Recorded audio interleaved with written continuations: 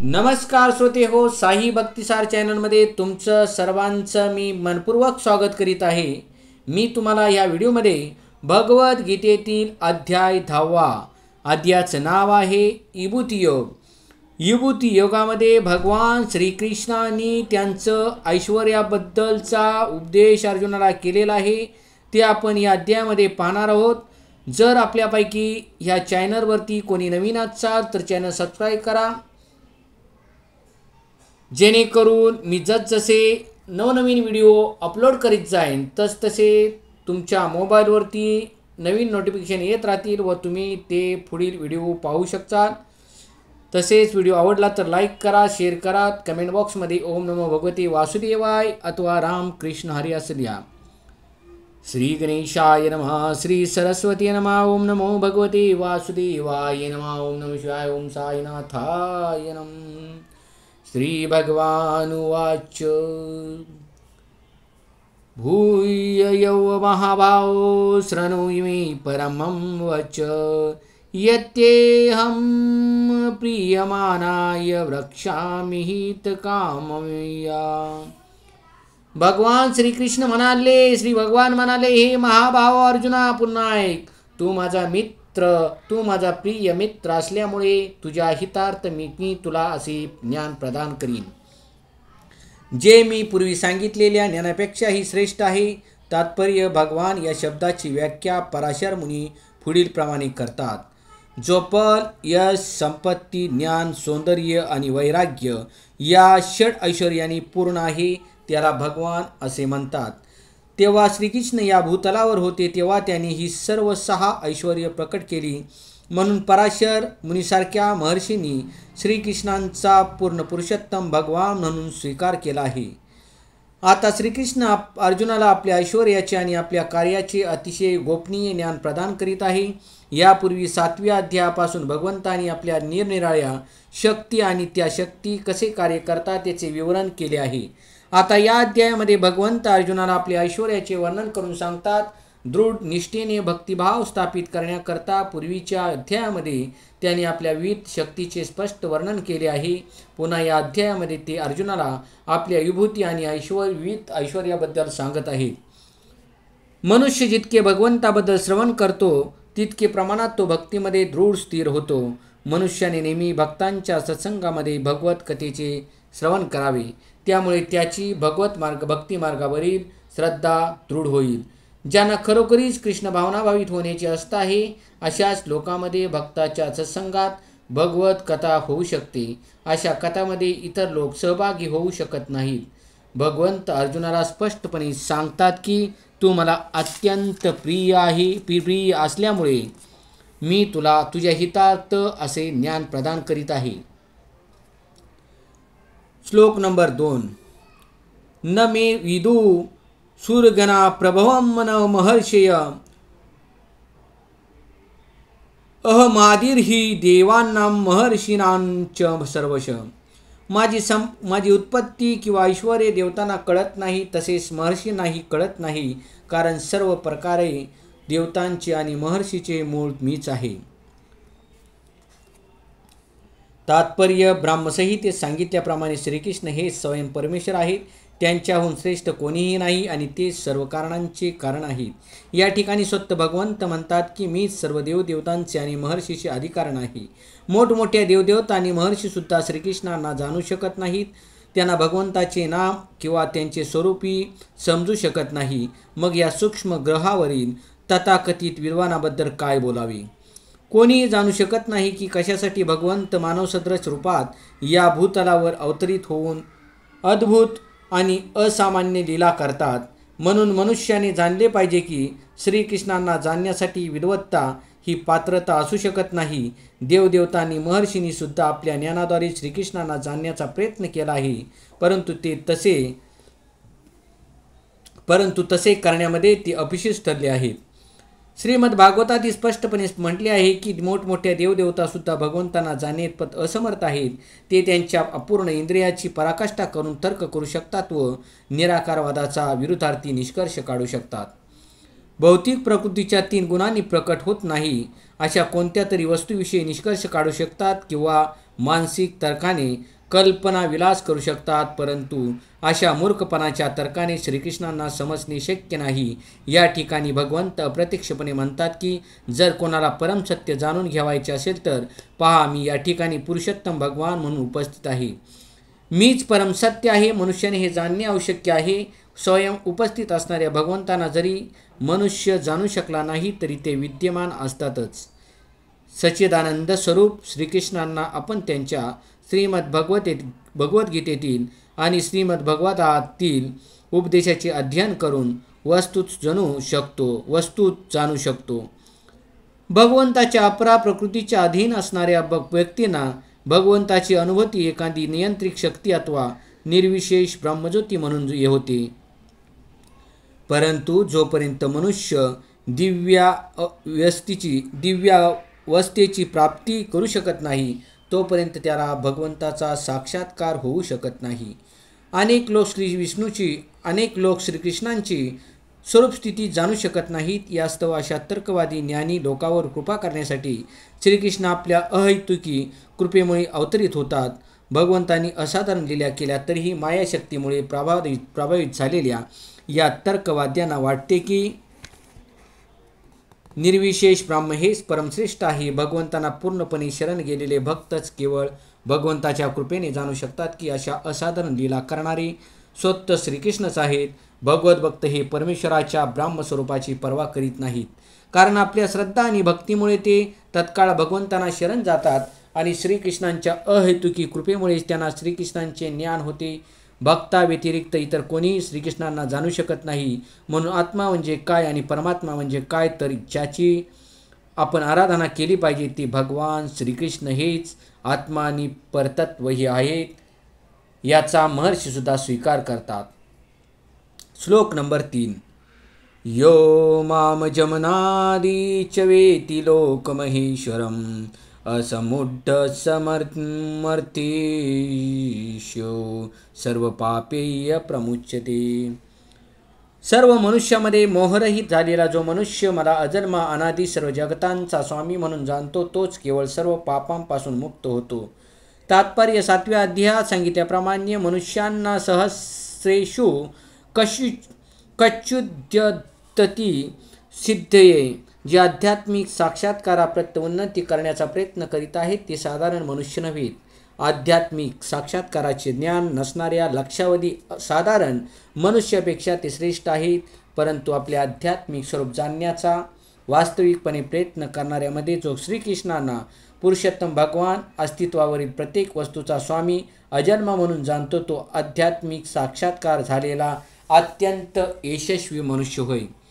अशा अवस्थेत जेव्हा मनुष्याला श्रीकृष्णांच्या परमस्थितीचे ज्ञान होते तेव्हा तो सर्व पापापासून पूर्णपणे मुक्त होतो. या श्लोकामध्ये भगवंताचे वर्णन अर्थात अजन्म या शब्दाने करण्यात आले आहे. परंतु दुसऱ्या अध्यायात जीवांचे वर्णन केलेल्या या शब्दापासून हा शब्द भिन्न आहे. भौतिक आसक्तीमुळे वारंवार चर्म आणि मृत्यू होणाऱ्या जीवाहून भगवंत भिन्न आहेत. बद्ध जीवात्मी देहांतर करीत असतात परंतु भगवंताचा देह कधीच बदलत नाही. जेव्हा ते या भौतिक जगतात अवतरित होतात तेव्हा सुद्धा ते अजन्मा म्हणून येतात. म्हणून 4थ्या अध्यायात म्हटले आहे की भगवंत आपल्या अंतरंगा शक्तीमुळे कधीही अपरा प्रकृतीच्या अधीन होत नाहीत, तर ते सदैव परा प्रकृतीच असतात. या श्लोकामधील वेत्ती लोक महेश्वरम शब्द दर्शवतात की भगवंत सर्व विश्वाचे लोकांचे स्वामी आहेत हे मनुष्याने जाणले पाहिजे. भगवंत सृष्टीच्या पूर्वीही अस्तित्वात होते आणि ते आपल्या सृष्टीहून भिन्न आहेत. सर्व देवदेवतांची निर्मिती या भौतिक जगतातच झाली, परंतु भगवान श्रीकृष्ण अजन्म आहेत. म्हणून ब्रह्मदेव आणि शंकर इत्यादी सारख्या मोठमोठ्या देवताहूनही ते भिन्न आहेत आणि ब्रह्मदेव शिव आणि सर्व देवतांची त्यांनीच निर्मिती केल्यामुळे ते सर्व लोकांचे महेश्वर आहेत. श्रीकृष्ण हे सर्व निर्मित वस्तूहून भिन्न आहेत आणि त्यांना या रूपामध्ये जो जाणतो तो तत्काळ सर्व पापापासून मुक्त होतो. भगवत ज्ञान प्राप्त करण्यासाठी मनुष्याने सर्व पापापासून मुक्त असणे अत्यावश्यक आहे. भगवद्गीतेत सांगितल्याप्रमाणे केवळ भक्तियोगानेच त्याचे ज्ञान प्राप्त होऊ शकते, अन्य कोणत्याही साधनांनी नाही. श्रीकृष्णांना साधारण मनुष्य समजू नये. पूर्वी म्हटल्याप्रमाणे केवळ मूर्ख श्रीकृष्णांना साधारण मानव समजतो. हेच पुन्हा या श्लोकात निराळ्या पद्धतीने सांगण्यात आले आहे. जो मूळ मनुष्य मूर्ख नाही, जो भगवंताचे स्वरूप जाणणे इतपत बुद्धिमान आहे, तो सदैव सर्व पापातून मुक्त असतो. जर श्रीकृष्ण देवकीपुत्र म्हणून जाणले जातात तर ते अजन्मा कसे होऊ शकतात, याचे विश्लेषणही श्रीमद भागवतात करण्यात आले आहे. जेव्हा ते वासुदेव आणि देवकी समोर प्रकट झाले तेव्हा एखाद्या सामान्य बालकाप्रमाणे ते जन्मलेले नव्हते. ते त्यांच्या मूळ रूपात प्रकट झाले आणि नंतर सामान्य बालकामध्ये त्यांनी स्वतःचे रूपांतर केले.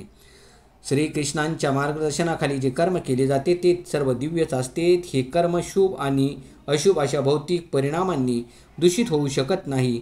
प्राकृत जगातील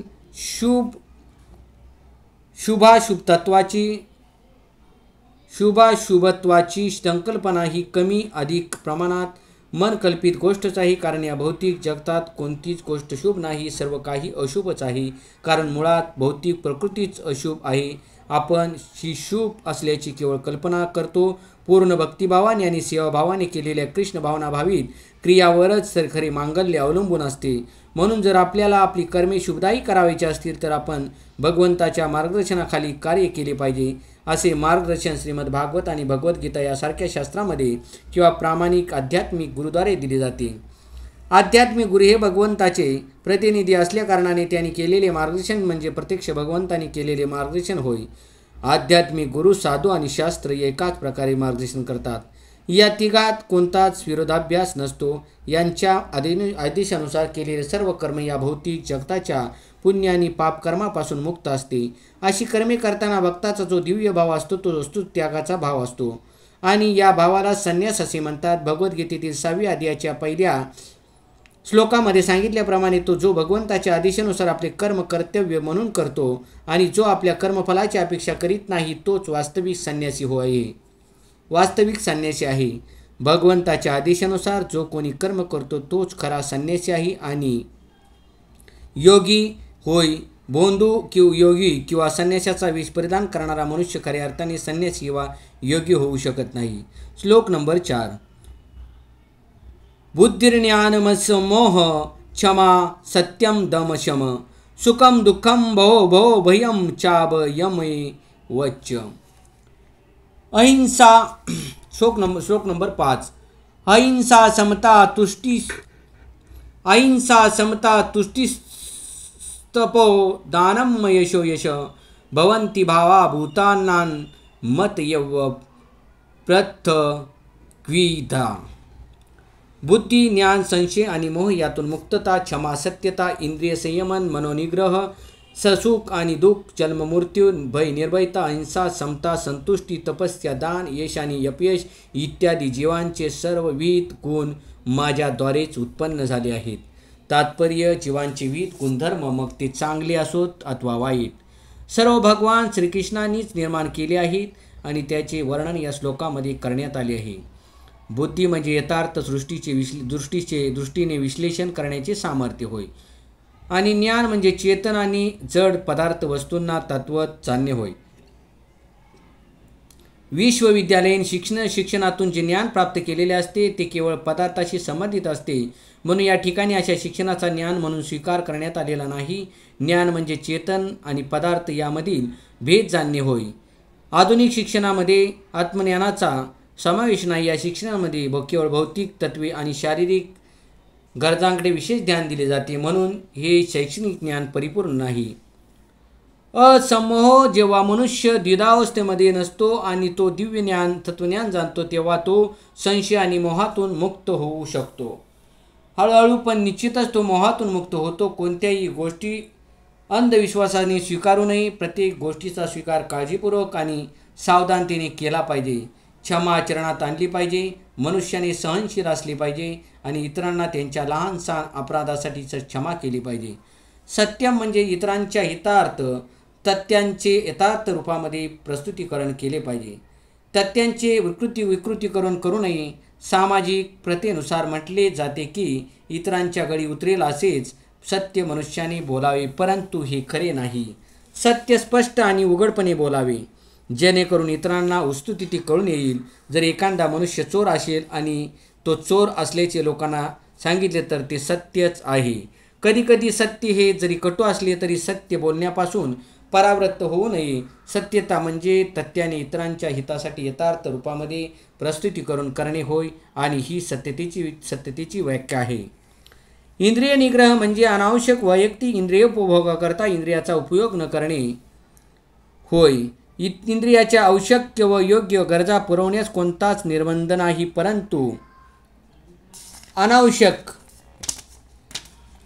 परंतु अनावश्यक इंद्रियभोग हा आध्यात्मिक प्रगतीकरता हानिकारक आहे.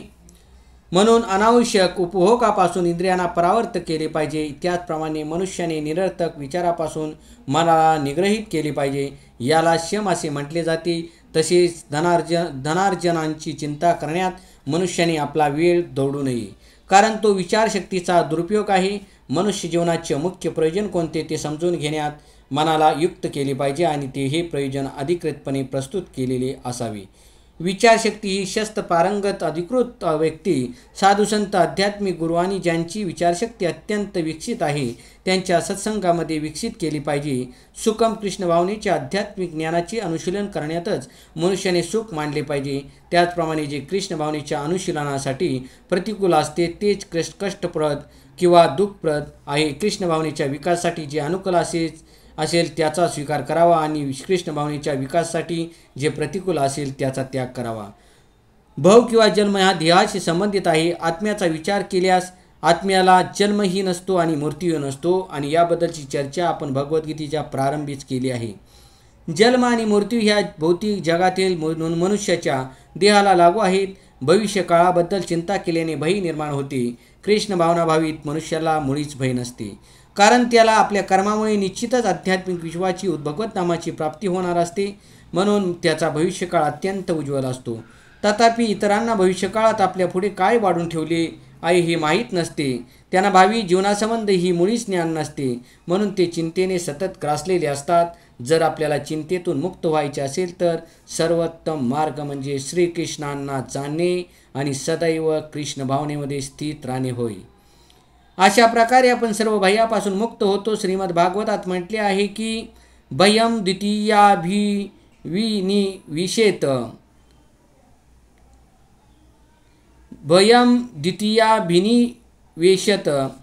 स्यात्. माया शक्तीने मोहित झाल्यामुळे भय निर्माण होते, परंतु जे मायेतून मुक्त झाले आहेत, ज्यांना निश्चितपणे माहीत आहे की आपण म्हणजे हे प्राकृत शरीर नसून भगवंताचे आध्यात्मिक अंश आहोत म्हणून जे भगवंताचे दिव्य सेवेमध्ये युक्त झालेले आहेत त्यांना कशाचे भय नसते. त्यांचे भवितव्य अत्यंत उज्ज्वल असते. जे लोक कृष्ण भावनाभावित नाहीत ते भयभीतच असतात. अभयम अर्थात निर्भयता ही केवळ कृष्ण भावनाभावित मनुष्याच्या ठाईच असू शकते. अहिंसा म्हणजे इतरांना दुःखात किंवा भ्रमात तुटणारे असे काही न करणे होय. अनेक राजकारणी, समाजवादी, परोपकारी इत्यादी लोकांनी लोककल्याणार्थ आश्वासने दिलेल्या भौतिक कार्यापासून फारशी चांगली फलनिष्पत्ती होत नाही, कारण राजकारणी आणि परोपकारी लोकांना दिव्य दृष्टी नसल्यामुळे मानव समाजासाठी वास्तविकपणे हितकारक काय आहे हे त्यांना माहीत नसते. अहिंसा म्हणजे लोकांना असे प्रशिक्षण देणे जेणेकरून या मनुष्य देहाचा पुरेपूर उपयोग ते करू शकतील. मनुष्य देह आध्यात्मिक साक्षात्काराप्राप्तीसाठी आहे, म्हणून जे आंदोलन किंवा आयोग आध्यात्मिक साक्षात्कार प्राप्तीसाठी सहाय्यक ठरत नाहीत ते मनुष्य देहाची हिंसाच करीत आहेत. ज्या योगे सर्वसामान्य लोकांच्या भावी आध्यात्मिक सुखामध्ये प्रगती होती त्याला अहिंसा असे म्हणतात. समता म्हणजे राग आणि द्वेष यातून मुक्त होणे होय. अत्याधिक आसक्ती किंवा अत्याधिक अनासक्ती ही बरी नसते. द्वेषरहित आणि अनासक्त होऊन या भौतिक जगताचा स्वीकार केला पाहिजे. कृष्ण भावनेचे आचरण करण्याचे अनुकूल आहे ते स्वीकारले पाहिजे आणि जे प्रतिकूल आहे त्याचा त्याग केला पाहिजे. याला समता असे म्हणतात. कृष्ण भावनेमध्ये जे उपयुक्त असते त्याच गोष्टीची कृष्ण भावना भावित मनुष्याला कर्तव्य असते, नाही तर त्याला स्वीकार करण्यासारखे अथवा त्याग करण्यासारखे असे काही नसते. तुष्टी म्हणजे मनुष्याने अनावश्यक कर्म करून अधिकाधिक भौतिक वस्तूचा संग्रह करण्यात उत्सुक असूनही भगवंताच्या कृपेने जे काही मिळते त्यावर समाधान मानावे, याला तुष्टी असे म्हणतात. तपस या बाबतीत वेदामध्ये अनेक विधिविधाने सांगितले आहेत. उदाहरणार्थ प्रातकाळी उठून स्नान करणे, कधीकधी पहाटे उठणे अत्यंत कष्टदायी असणे, परंतु स्वच्छेने असे कष्ट सहन करणे म्हणजेच तप होय. त्याचप्रमाणे महिन्यातून ठराविक दिवशी उपवास करण्यासंबंधी अनेक विधाने आहेत. मनुष्याला असा उपवास करणे आवडत नसेल, परंतु कृष्ण भावनेच्या विज्ञानामध्ये निश्चयाने प्रगती करण्याकरता मनुष्याने वैदिक आदेशानुसार वेळोवेळी असे शारीरिक कष्ट घेणे आवश्यक आहे. तथापि आवश्यकता नसताना किंवा वेदाज्ञे विरुद्ध उपवास करू नये. व्यक्तीने राजकीय हेतुप्रीत्यर्थ उपवास करू नये. अशा उपवासाचे वर्णन भगवद्गीतेत तामसिक उपवास असे करण्यात आले आहे. तमोगुणयुक्त किंवा रजोगुणयुक्त जे काही केले जाते त्यामुळे आध्यात्मिक प्रगती होत नाही, परंतु सत्वगुणाने युक्त होऊन जे काही केले जाते त्यामुळे मनुष्याची प्रगती होते आणि वेदानुसार केलेल्या उपवासाने आध्यात्मिक ज्ञान वृद्धिंगत होते. दान याबद्दल सांगायचे तर व्यक्तीने आपल्या मिळकतीपासून 50% दान सत्कार्यासाठी द्यावे. सत्कार्य म्हणजे काय? कृष्ण भावनेने जे कार्य केले जाते ते सत्कार्य होय. ते केवळ सत्कार्यच नव्हे तर सर्वोत्तम कार्य होय. श्रीकृष्ण हेच उत्तम असल्यामुळे त्यांच्या प्रीत्यर्थ केलेले कार्यही उत्तमच असते.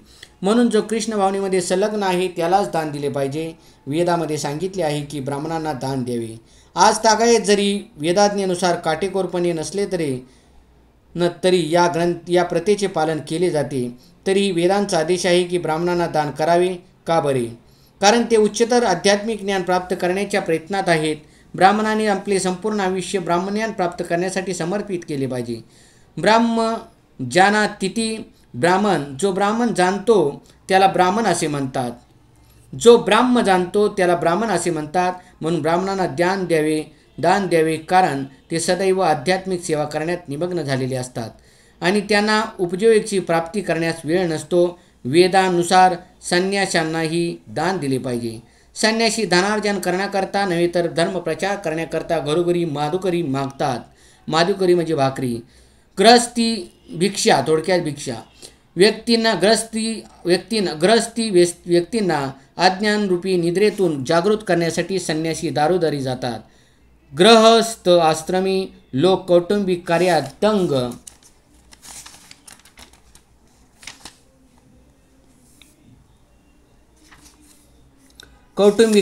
दंग असल्यामुळे त्यांना जीवनाच्या वास्तविक ध्येयाचे, कृष्ण भावनेची पुनर्जागृती करण्याचे विस्मरण झालेले असते. म्हणून त्यांना कृष्ण भावना भावित होण्यास प्रेरणा देण्याकरता त्यांच्याकडे भिक्षू म्हणून जाणे हे संन्यासाचे कार्य आहे. वेदामध्ये सांगितल्याप्रमाणे मनुष्याने जागृत व्हावे आणि मनुष्य देहात जे प्राप्त करावयाचे असते ते त्याने प्राप्त करावे.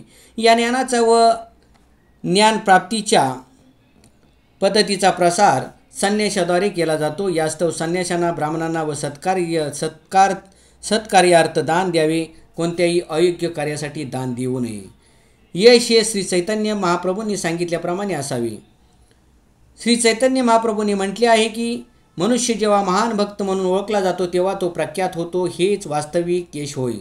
जर कृष्ण भावनेमध्ये महान होऊन मनुष्य विख्यात झाला तरच ते वास्तविक यश होय. ज्याने असे यश संपादन केले नाही तो अपयशीच होय. हे सर्व गुण साऱ्या ब्रह्मांडातील मानव समाजात आणि देवदेवतांच्या समाजात प्रकट होतात. इतर ग्रहलोकावर मानवजातीची अनेक रूपे आहेत आणि त्यांच्यातही हे विविध गुण असतात. ज्या व्यक्तीला कृष्ण भावनेमध्ये प्रगती करावायची आहे त्यांच्यासाठी श्रीकृष्ण हे सर्व गुण निर्माण करतात, परंतु व्यक्तीने त्या गुणांचा विकास आपल्या अंतःकरणात स्वतःहून केला पाहिजे.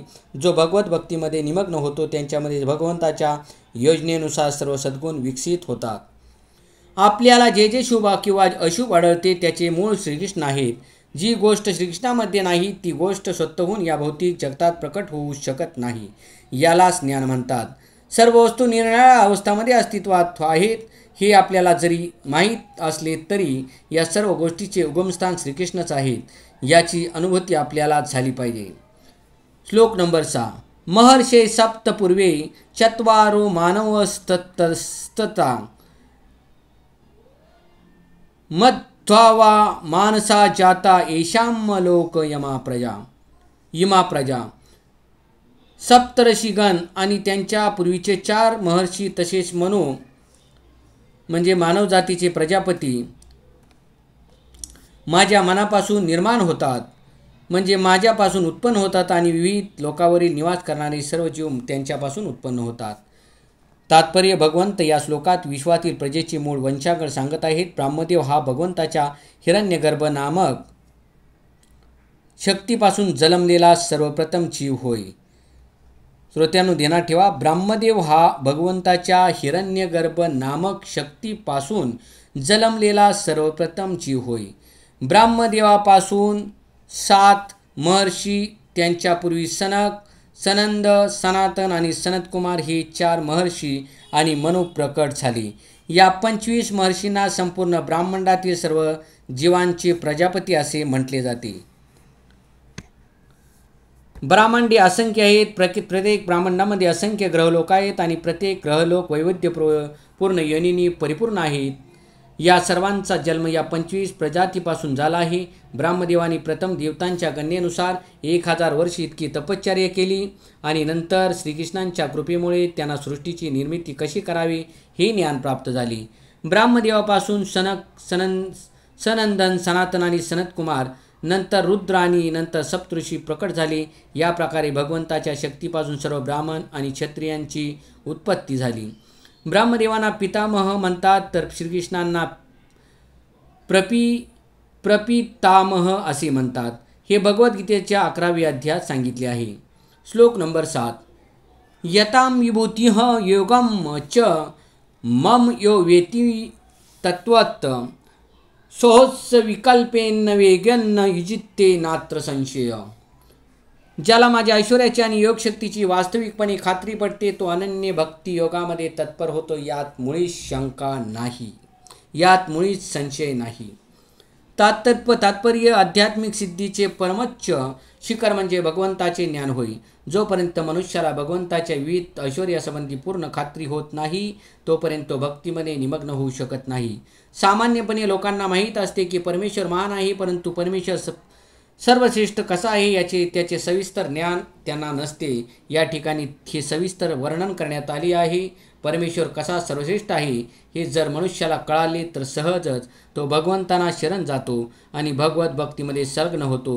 जेव्हा मनुष्य भगवंताचे ऐश्वर्य तत्त्व जाणतो तेव्हा भगवंतांना शरण न जाणे वाचून त्याला इतर कोणताही विकल्प राहत नाही. हे तत्त्वज्ञान भगवद्गीता आणि तत्सम शास्त्रातील वर्णनापासून जाणता येते. या ब्रह्मांडाच्या संचलनासाठी अनेक देवदेवता सर्व लोकांमध्ये नियुक्त केलेले आहेत आणि त्यामध्ये ब्रह्मदेव, शंकर, चतुष्कुमार आणि इतर प्रजाती हे प्रमुख आहेत. ब्रह्मांडातील प्रजेचे अनेक पूर्वज आहेत आणि या सर्व पूर्वजाचा जन्म भगवान श्रीकृष्णापासून झाला. भगवान श्रीकृष्ण हे सर्व पूर्वजन्माचे ही मूळ पूर्वज आहेत. भगवंताच्या ऐश्वर्यापैकी ही काही ऐश्वर्य आहेत. जेव्हा मनुष्याचा यांच्याविषयी दृढ विश्वास होतो तेव्हा मोठ्या श्रद्धेने आणि निसंदेह होऊन तो श्रीकृष्णांचा स्वीकार करतो आणि भक्तीमध्ये युक्त होतो. भगवंताच्या प्रेममयी भक्तीमध्ये गोडी वृद्धिंगत करण्यासाठी हे सर्व सविस्तर ज्ञान आवश्यक आहे. श्रीकृष्ण कसे महान आहेत हे जाणून घेण्यामध्ये मनुष्याने दुर्लक्ष करू नये, कारण श्रीकृष्णांचा महिमा जाणल्याने प्रामाणिकपणे भक्ती करण्याचा निश्चय निर्माण होतो. श्लोक नंबर 8.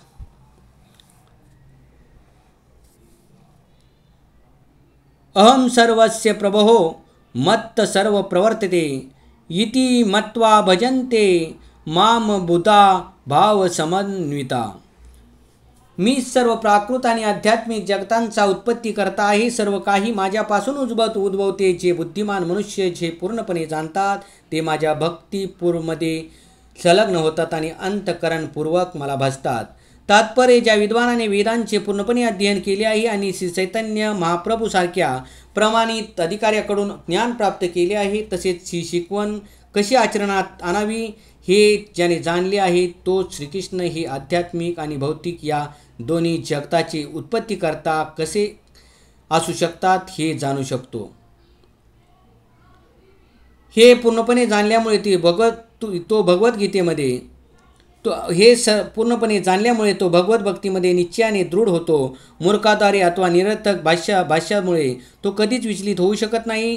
सर्व वेद स्वीकार करतात की श्रीकृष्ण हेच ब्रह्मदेव, शंकर आणि इतर सर्व देवतांचे उगमस्थान आहेत. अथर्व वेदामध्ये म्हटले आहे की यो ब्राह्मणम विद्यार्थी पूर्व यो वय्य वेदांश्व गापयती स्म कृष्ण.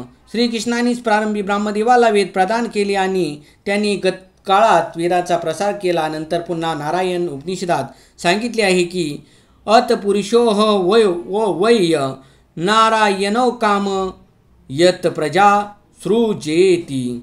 त्यानंतर भगवान नारायणाने जीवांना उत्पन्न करण्याची इच्छा केली. त्यामध्ये पुढे म्हटले आहे की नारायणाद ब्रह्मा जायते, नारायणाद प्रजापती प्रजायते, नारायणाद इंद्रो जायते, नारायणादृष्टो वसवो जायते, नारायणादि कादश रुद्रा जायन्ते,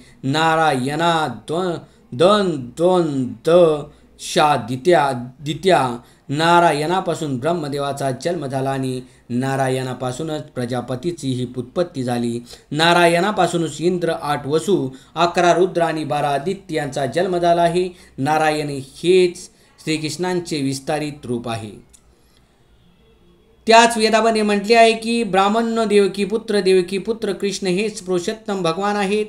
नंतर म्हटले आहे की एको वय्य नारायण असिन्न ब्राह्म न ईशान्य नापो नाग्नी समो नेमे द्यावा पृथ्वी न नक्षत्रांनी न सूर्य. सृष्टीच्या प्रारंभी ब्रह्मदेव, शिव, अग्नी, चंद्र, नक्षत्रे, सूर्य इत्यादी कोणीच नसून केवळ एकमात्र भगवान नारायण होते. महोपनिषदातच असेही म्हटले आहे की भगवंताच्या कपाळातून शंकराचा जन्म झाला. याप्रमाणे वेद सांगतात की शिव, ब्रह्मा आदीचे निर्माते पुरुषोत्तम भगवान यांचेच पूजन केले पाहिजे. मोक्ष धर्मामध्ये श्रीकृष्ण सुद्धा म्हणतात की प्रजापतींच रुद्रम चाप्यहमेव सृजामि हवै तौ हि मामन विजानितो मम माया विमोहितो. शिव तथा अन्य प्रजापतीची उत्पत्ती माझ्यापासूनच झाली आहे, परंतु ते माझ्या मायाशक्तीने मोहित झाल्यामुळे त्यांना माहीत नसते की मीच त्यांचा उत्पत्ती करता आहे. वराह पुराणात म्हटले आहे की नारायण परो देवस्तस्माच्चात श्वतु मूर्ख. नारायण परो देवस्तस्मा जात श्वतुर्मुख तस्माद रुद्रो भवदेव सच्च सर्वज्ञतांगत. नारायण हेच पुरुषोत्तम भगवान आहेत आणि त्यांच्यापासून ब्रह्मदेवाचा जन्म झाला. ब्रह्मदेवापासून रुद्राचा जन्म झाला. भगवान श्रीकृष्ण हे संपूर्ण सृष्ट गोष्टीचे उगमस्थान आहेत आणि त्यांना सर्व गोष्टीचे परमकारण असे म्हटले जाते. श्रीकृष्ण म्हणतात की सर्व काही माझ्यापासून उत्पन्न झाल्यामुळे मीच सर्वांची मूळ उगमस्थान आहे. सर्व काही माझ्या अधीन आहे. माझ्याहून श्रेष्ठ अशा कोणी नाही. श्रीकृष्णाव्यतिरिक्त इतर कोणीही परमनियंत्रक नाही.